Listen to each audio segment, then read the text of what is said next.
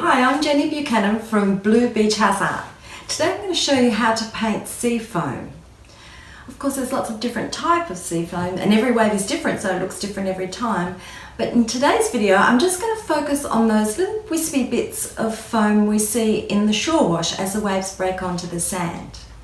I really hope you enjoy the video and you find it helpful, and I would love if you could let me know what you think by leaving a comment after you've seen the video. Okay, let's get started. First, I'm going to take a medium-sized round brush and a very light mix of cobalt blue and white. The reason I chose cobalt blue is because that's the colour I've used in the sky of this painting. With my brush fully loaded, I'm going to rough in the edges of the shore wash.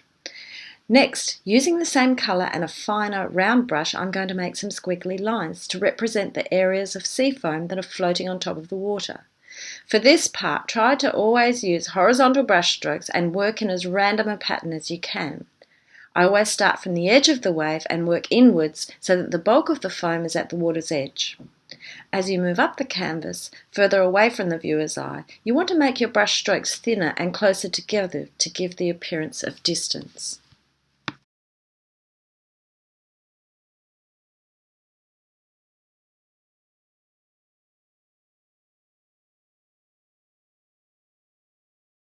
Now we've got the basic outline of where the bits of foam will be, we can add some more fine spidery looking lines in between each section of foam.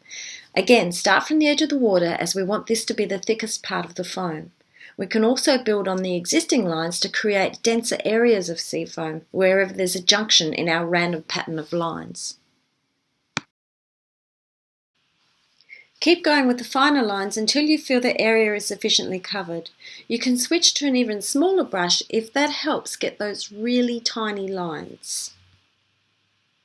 Sometimes it's hard to know when to stop, so I suggest you take a step back occasionally so you can get a wider overall look at your work.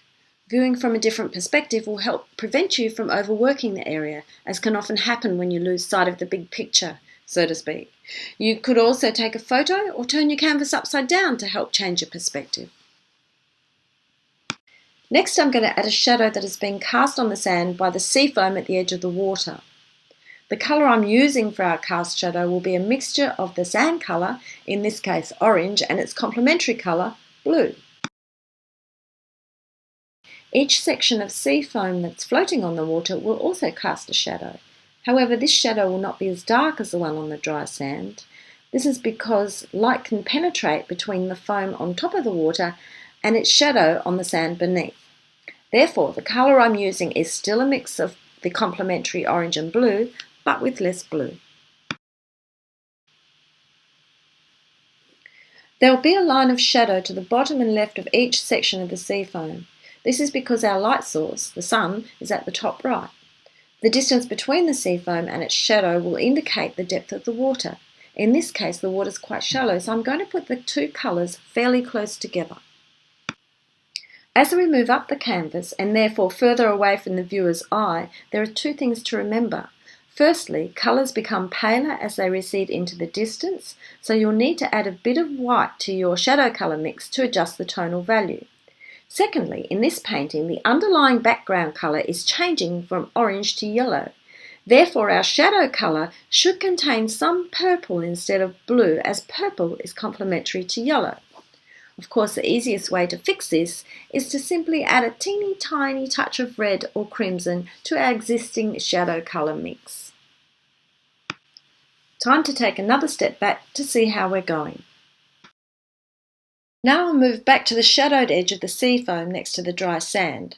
I'll apply a medium mix of cobalt blue and white in between the lighter edge of the water and the dark shadow on the dry sand. I'm using a fan brush for this because I want a ragged edge. The fan brush is by far the most versatile brush I own, and if you don't already have one, I highly recommend you put it on your list of things to buy. So you can see I'm just gently touching the canvas with the very ends of the brush to give a dappled effect. No need to be too particular, as we want the edges to be untidy. You can always go back and fix the edges later if you get too carried away. Now the very last thing I'm going to do to really make our seafoam look three-dimensional is to add a highlight colour to the sunlit edge opposite from the shadow. The colour I'll be using is the same as the very light mix of cobalt blue and white that we used at the beginning of this exercise, but with one small difference. I'm going to add a touch of yellow to warm it up and really make the highlights stand out. Apply the colour along the very top of the foam at the edge of the water and also to the centre of the larger areas of seafoam that are floating on the water. Go sparingly here as highlight is meant to be just that. You don't want to cover the whole area as it will ruin the effect. Okay, let's take a final step back and have a look at our work. There you go. I really hope you enjoyed this video. If you need more help with any aspect of this video, please feel free to contact me. You can find out how by reading the description below. If you'd like to see more videos like this, please subscribe to my channel. And if you'd like to get more free art resources, you can join my mailing list. Okay, thanks again for watching, and I'll see you next time.